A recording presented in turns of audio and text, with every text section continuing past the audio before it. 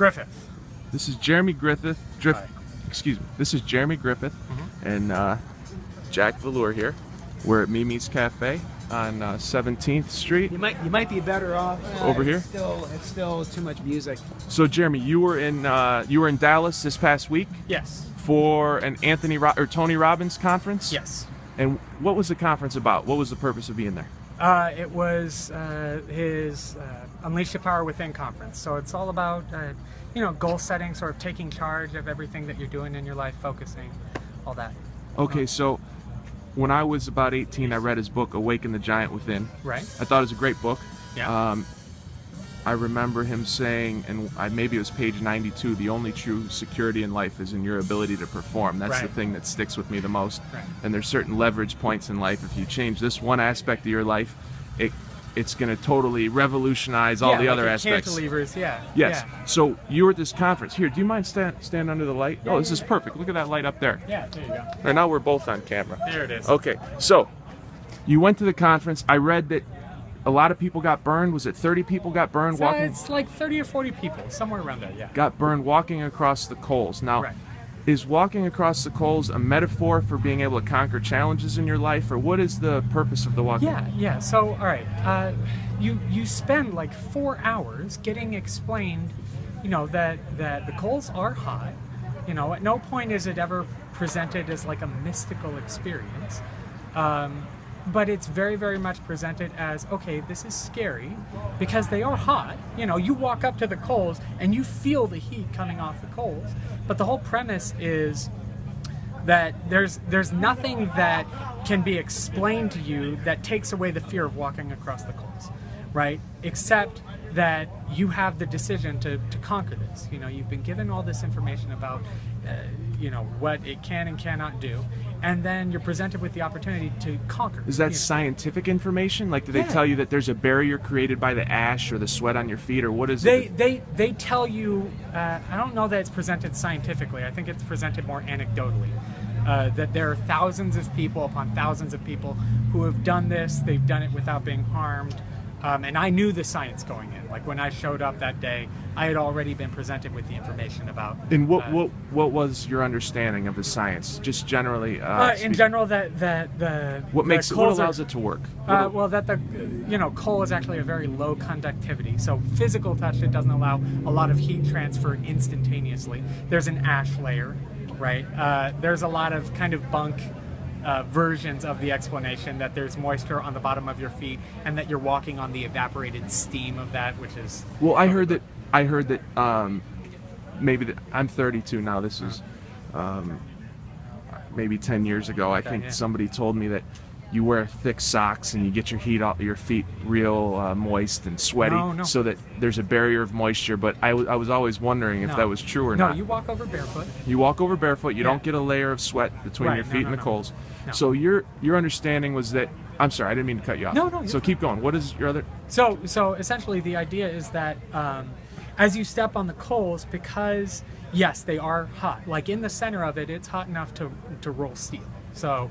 But on the top layer, right, there's very low conductivity. So if you step and then you keep stepping, there's not enough time to absorb the heat.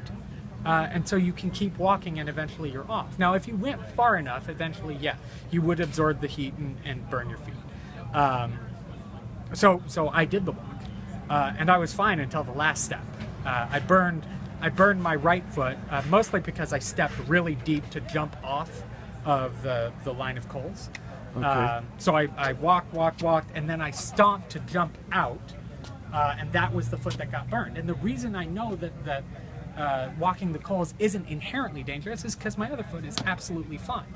The only one that got hurt was the one where I stomped through the ash layer and stepped into like fresh coals that hadn't, developed an ash layer. They were still hot and warm, and stepped right onto the hot one. So what is the reason that so many others got burned? We were all in the same line. Oh, same line. So they also stepped in the same. Yeah, the guy behind me got burned. The guy in front of me got burned. And how many were there? I'd say there were probably about maybe like 30 of us or something. Okay. So, and they had a tent there ready in case anyone like got hurt, at no point are you forced to walk. You're not pressured to walk. You know, you're encouraged to conquer your fears, and that's one way that you can do it. But you're not. So, tell me if I understand this. If I'm understanding this correctly. Yeah. It's the whole idea is you're told that you can walk across this. You're afraid to take this leap of faith by walking across these coals, right. But scientifically, it can be done, assuming you don't thrust your foot too far down. Yeah, assuming you don't stomp your foot. Yeah. Assuming you don't stomp your foot. But even knowing that it's safe, you still have a fear, and that's the whole object, is Precisely. to do it, and you say, wow, I did it. And it's is it a metaphor for other aspects of your life? Absolutely. Where you know that you're going to be fine if you leave this job? All the evidence points to you're going to find another job. It's most likely. You just have to trust that you'll be all right. Yeah, I mean, is it something like that?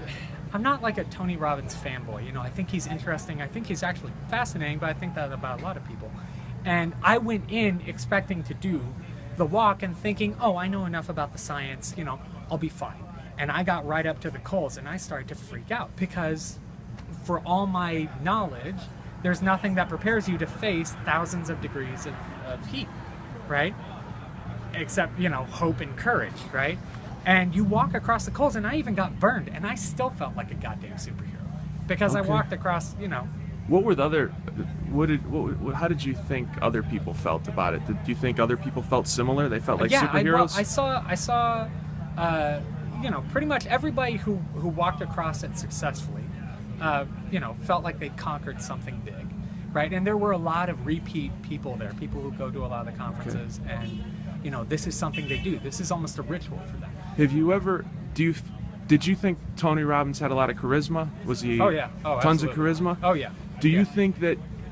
Do you get the feeling that anybody forgives him for being burned, or they maybe ordinarily would have blamed him for this, but because he has so much charisma and he's so likable, and that they forgive him for it? I don't think they have any business forgiving him. Okay. There's nothing in his conference that makes that forces you to do it. You go to a conference about personal responsibility and taking charge of your own life, and then you're presented with the opportunity to do something that sounds crazy, and then you do it, and for whatever reason, circumstances or whatever, you get burned, and then you go to blame someone else? Yeah. Sure. Okay, now how many people were there at the conference? Ballpark. Like 7,000 or 8,000.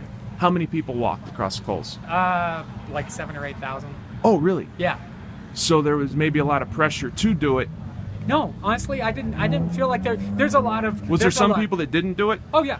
Okay, yeah. so... Yeah. So when you're walking out there, like, there's a lot of, like, maybe social pressure, but none of that is coming from Tony's staff. That's coming from the people around you who are so excited. How much of Tony's, aside from the coals, at this conference, this is called Unleash Your Power? Unleash the power within. Unleash your power within? The power. Unleash the power within. Yeah. How much of it was... how much of it was faith-based, meaning like faith in a higher power? Did he discuss anything of that nature? I'd say maybe 5%. And even then, it was kind of glossed over. He basically said what he believes, and then based Which it was on, what? He's a Christian. So, okay, he's a Christian. Yeah, but it was always presented as everyone has their own belief system. Most of it was psychological. Most of it was presented as strategies of psychological framework that are most productive toward your development. Did he talk about blind faith at all? Because that's something he talks about in his book, Awaken the Giant Within, which I thought was interesting, and it was...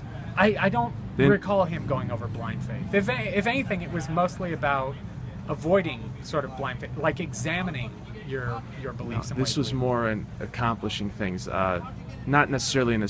I guess I don't mean not belief in a supreme being or anything, not having faith in that way, but faith in yourself. Meaning you have, I think maybe he used a tabletop.